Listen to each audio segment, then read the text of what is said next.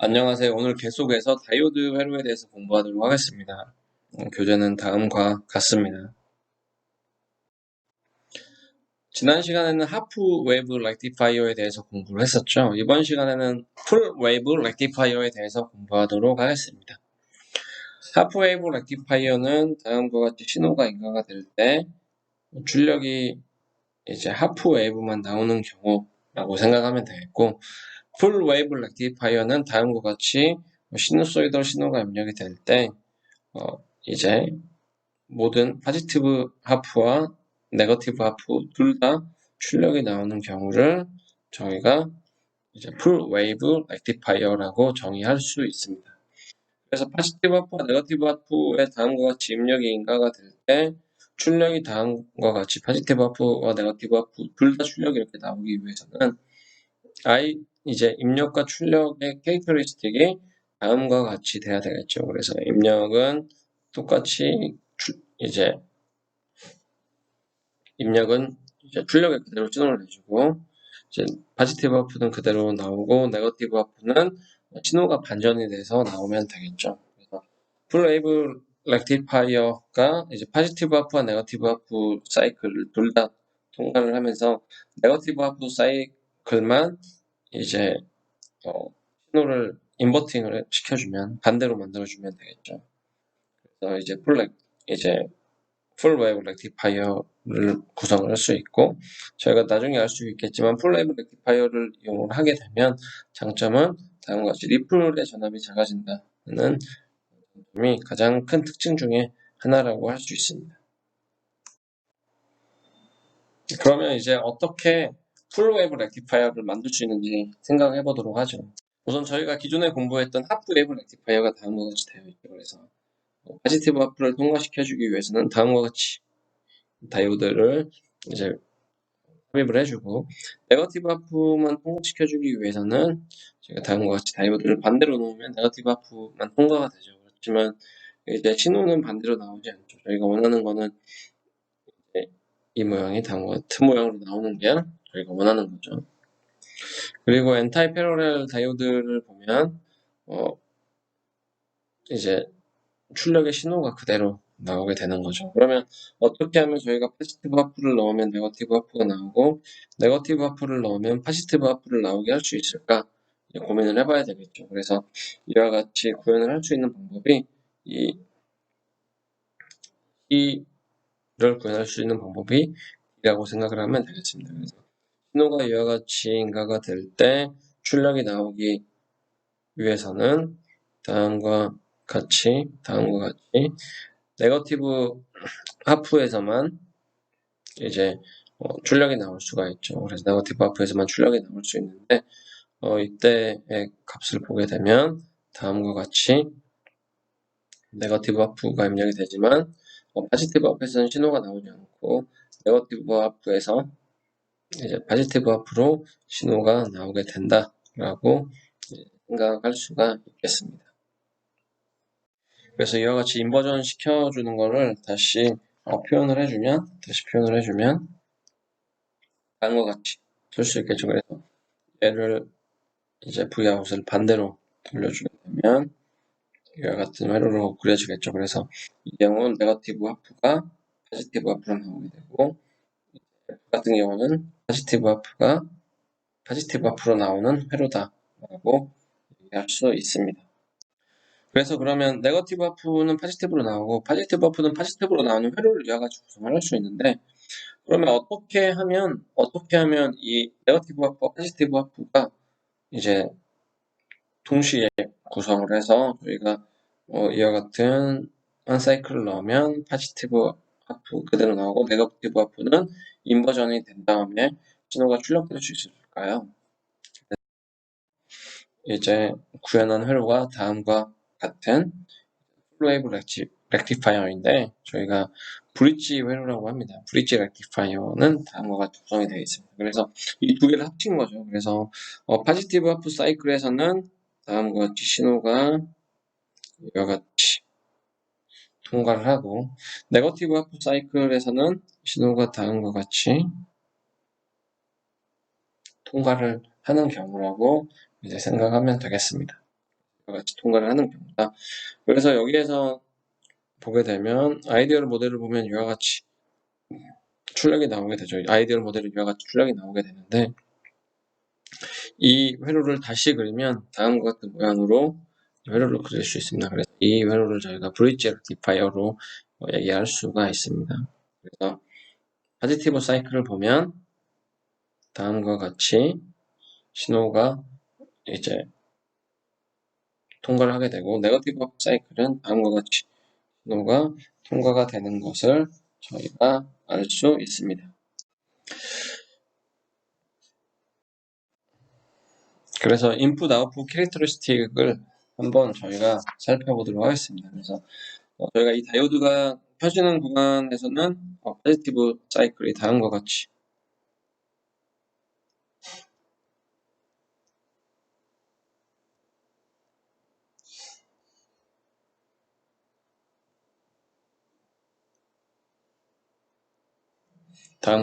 표현이 되고 다이오드가 네거티브 아웃풋 사이클에서는 다이오드가 다음과 같이 표현이 되죠.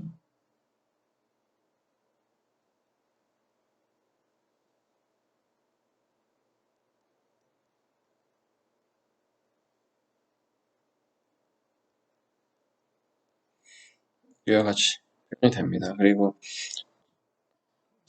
이 구간 다이오드가 이제 둘 다 오프 스테이트가 되는 구간은 V인이 마이너스 VD1보다 크고 V인이 마이너스 이제 이 VD1보다 작은 경우 이 경우에는 Vout이 0인 경우죠. 그래서 이 경우 관계식을 구해보면 Vout은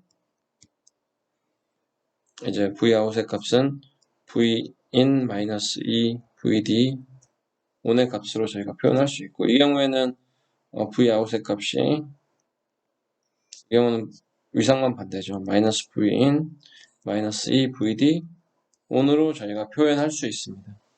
그런데 여기에서 이제 Vout이 0인 경우니까 이 브레이크 포인트를 찾으면 얘가 0인 경우에는 이제 Vin이 마이너스 2 VD1 그리고 다음과 같이 이제 얘가 0인 경우에는 Vin이 2 VD1일 때가 브레이크 포인트가 됩니다. 그래서 얘가 브레이크 포인트가 된다 라고 할 수 있죠. 그래서 여러분들이 이 회로가 어떻게 동작하는지 좀 헷갈리면 다음과 같은 형태를 이용해서 입력이 마이너스 무한대나 플러스 무한대인 경우에서부터 전압이 점점 증가하거나 감소할 때 이 회로가 어떻게 되는지 이해를 하면 이 등가 회로를 그려서 이 IV 캐릭터리스틱 혹은 입력 출력 관계식을 구할 수가 있습니다. 그래서 이와 같이 입력 출력 관계식을 구할 수가 있고 이때 저희가 다음과 같이 신호를 인가해 주게 되면 출력은 이제 포지티브 아웃풋 사이클에서는 이제 인 페이지가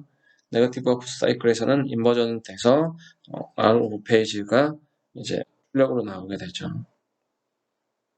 그래서 풀웨이브 렉티파이어는 다음 전 페이지에서 봤던 것과 같이 회로가 구성이 되고 저희가 그 구성된 회로를 바탕으로 해서 출력이 다음과 같이 나올 수 있다.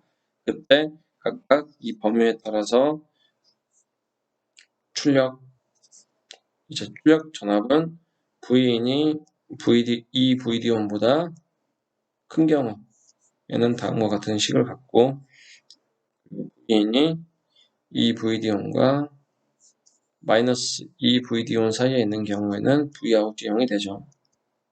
그리고 V인이 마이너스 2 VD1보다 작은 경우에는 다음과 같은 관계식을 갖는다. 그래서 이와 같은 식을 갖기 때문에 저희가 이제 다음과 같이 풀웨이브 렉티파이어에서는 포지티브 아웃풋 사이클에서도 신호가 그대로 나오고 네거티브 아웃풋 사이클에서는 페이지가 인버전돼서 출력이 나오게 된다는 걸 알 수 있습니다. 그리고 여기에서 이제 이 회로가 제대로 동작하기 위해서는 입력의 값이 이 VD1보다 크거나 마이너스 2 VD1보다 작아야 되죠. 그렇기 때문에 저희가 이 VD1보다 이 VD1보다 작고 마이너스 2 VD1보다 큰 이런 구간을 저희가 데드존이라고 하죠. 이 구간에서는 출력이 나오지 않기 때문에 데드존이라고 합니다. 그래서 입력 전압이 상당히 큰 값을 가져야지 이 회로가 동작을 한다. 그래서 하프 웨이브 렉티파이어에서는 다이오드 한 개만 사용을 하시죠. 그래서 다이오드 한 개만 사용을 했기 때문에 하프 웨이브 렉티파이어에서는 이제 이때 감소되는 전압의 크기가 이제 VD1만큼 감소가 되는데, 여기 풀웨이브 렉티파이어에서는 두 개의 다이오드를 통과하기 때문에 이 VD1만큼 출력 전압이 감소가 되는 특성이 있습니다. 그러면 이제 컴플릿한 풀웨이브 렉티파이어 회로가 어떻게 되는지 한번 살펴보도록 하죠. 우리가 여기서 봤던 것처럼 렉티파이어 회로가 다음과 같이 구성이 됩니다. 그래서 여기가 플러스 마이너스로 여기 저항이 있었는데 이 저항을 밖으로 꺼내서 표현을 했죠. 그리고 이제 완벽한 풀웨이브 렉티파이어를 만들기 위해서 캐패시터를 추가를 했습니다. 그래서 캐패시터를 추가를 해야지 다음과 같이 출력에 일정한 전압이 올 수가 있습니다. 일정한 전압이 올 수가 있는데, 여기에서는 풀웨이브 렉티파이어에서는 여기서 볼 수 있는 것처럼 리플의 크기가 다음과 같이 표현이 되는데, 리플의 크기를 보면 기존에 비해서 이제 캐패시터가 방전을 하는 시간이 원래 하프웨이브 렉티파이어에서는 T인이었다고 하면 지금은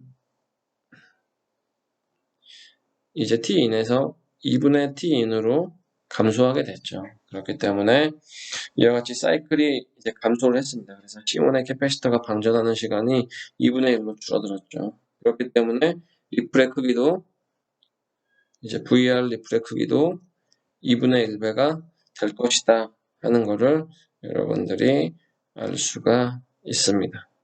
그래서 이제 다이오드에서 다음과 같이 리플의 크기가 2분의 1이 되고, 거기에 더불어서 이제 리버스 바이어스가 이제 인가가 되는 경우, 다이오드에서 리버스 바이어스가 인가가 되는 경우, 다이오드 하나에서 다음과 같이 다이오드 하나에서 리버스 바이어스가 인가가 되게 되면 이 다이오드 하나 이제 하프웨이브 렉티파이어 같은 경우는 EVP만큼 리버스 바이어스가 인가가 되죠. 그렇지만 이제 풀웨이브 렉티파이어는 다음과 같이 회로가 구성이 되어 있기 때문에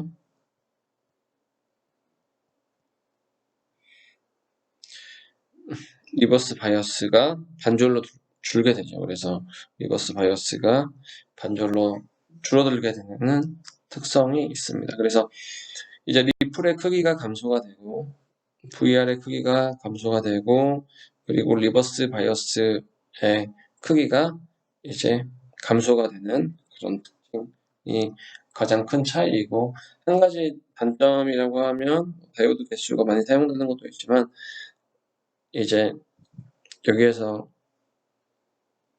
피크 볼테이지에서 원래는 이제 출력 볼테이지의 피크 값이 VP-VD1이었는데 지금 풀 웨이브 렉티파이어를 사용할 때는 VP-VD1의 2배를 뺀 만큼 작아지게 되죠. 그래서 볼테이지는 작아진다.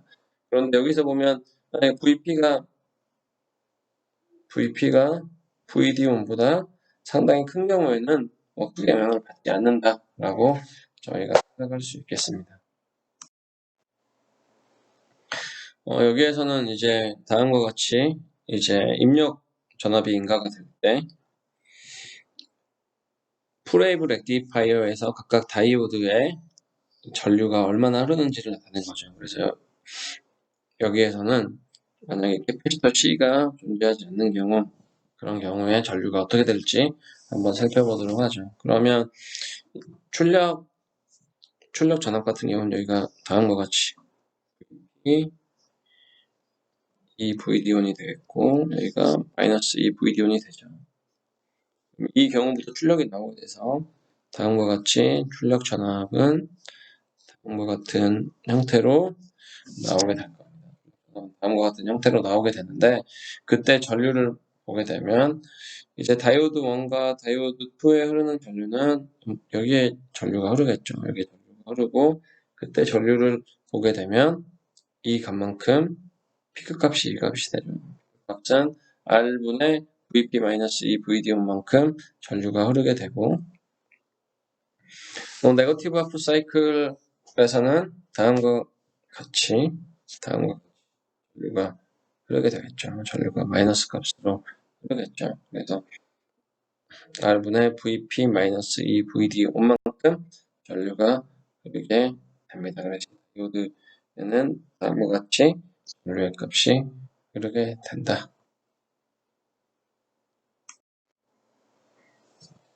그러면 하프와 풀웨이브 렉티파이어를 비교를 해보도록 하겠습니다. 그래서 회로는 다음과 같이 저희가 그려지는 것을 공부를 했죠. 이와 같이 그려지게 되는데 여기에서 첫 번째로 봐야 할 값이 리플 볼테이지의 크기죠. 그래서 리플 볼테이지의 크기는 우선은 출력 전압의 주기가 여기에서는 T인이 되고 여기에서는 이 T인의 반절이죠.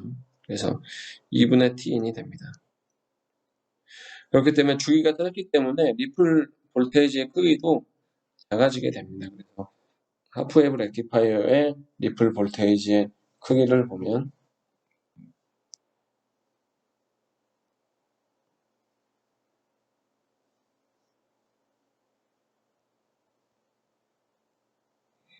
이 값이 되죠. 그런데 대략적으로 이 정도의 값이 되고 풀웨이브 렉티파이어 같은 경우는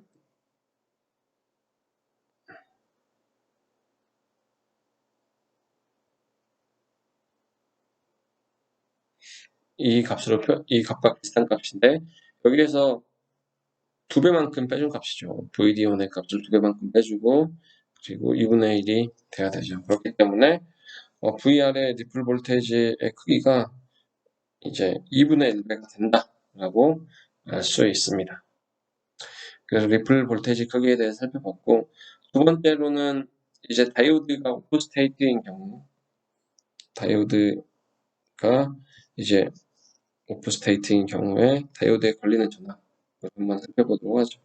굳이 다이오드가 오프 스테이트가 아니더라도 다이오드에 걸리는 전압은 다이오드가 온 스테이트일 경우에는 다이오드에 걸리는 전압이 VD1이기 때문에 그랬고 다이오드가 이제 오프 스테이트일 경우에는 다음과 같이 다이오드에 걸리는 전압은 어쨌든 다이오드의 전압은 Vin-VD 아웃으로 표현이 되죠. 그래서 다이오드가 온 스테이트일 경우에는 VD1으로 표시가 되고 이 구간이겠죠. 다이오드가 켜져 있는 구간은 이 구간에는 이제 VD1이 되고 이 구간 외에는 다음과 같이 표현이 된다. 그런데 만약에 다이오드의 전압, 피크 전압 VP가 VD1보다 훨씬 크고 그리고 리플 볼테이지보다 훨씬 크다고 하면 이때 최소의 값은 리버스 바이어스가 걸리는 값은 VP의 2배만큼 리플 볼테이지가 걸리겠죠.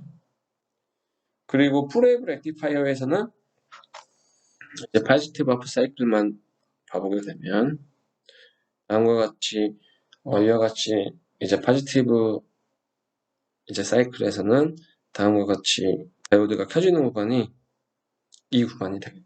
이 구간 동안 다이오드가 켜져 있다가 다시 다이오드가 이 구간 동안 오프 스테이트라고 보면 되겠죠. 이 구간 동안 오프 스테이트가 됩니다. 그래서 이 구간 동안에는 이 다이오드에 걸리는 전압 VD의 값, 2배의 VD의 값이 이제 Vin-Vout에 해당하는 값으로 표현이 된다. 이렇게 표현이 되기 때문에 이제 최악의 경우에는 이 경우가 되겠죠. 이 경우에는 방금과 같이 VP의 값이 VD1보다 상당히 크고 EVD1보다 상당히 크고 그리고 VR보다 상당히 큰 경우에는 이 값이 대략적으로 이제 EVP죠. 대략적으로 EVP가 되니까 다이오드 하나에 걸리는 리버스 바이어스의 전압의 값은 VP 정도의 값이 된다라고 얘기할 수 있습니다. 그래서 리버스 바이어스의 값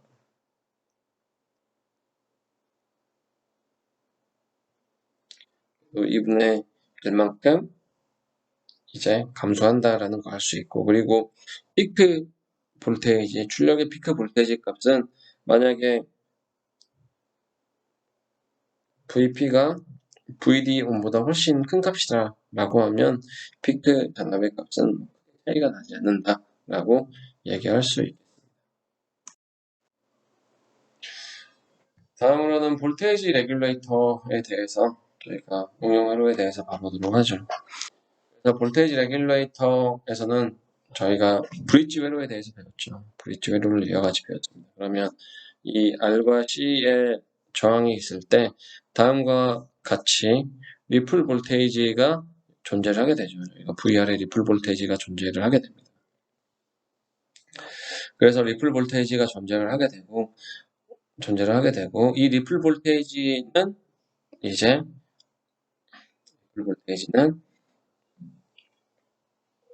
리플 볼테이지 크기는 이제 로드 전압값에 영향을 주게 되죠. 그래서 저희가 플러스 마이너스 V 아웃이라고 하게 되면 저희가 볼테이지 차저 이그젠플에서 봤을 때 다이오드가 이렇게 구성이 돼 있을 때 입력의 전압이 바뀌면 이 입력의 전압이 리플 볼테이지겠죠. 여기서는 이 리플 볼테이지가 변하게 되면 이제 출력의 전압값이 바뀌게 되고 그게 첫 번째였고 두 번째 경우에는 이 출력의 전류의 값이 달라지게 되면 또 리플 볼테이지가 달라지는 경우였죠. 그래서 레귤레이터는 이러한 값의 변화를 최소화하기 위해서 구성이 됩니다. 그래서 이제 다이오드 이제 프리웨이브 렉티파이어를 다음과 같이 구성을 했다고 하면 여기에 리플 볼테이지가 존재를 하게 되고 그런 리플 볼테이지를 줄이기 위해서 저희가 다음과 같이 이제 다이오드를 이용을 해서 리플 볼테이지의 크기를 줄이게 됩니다.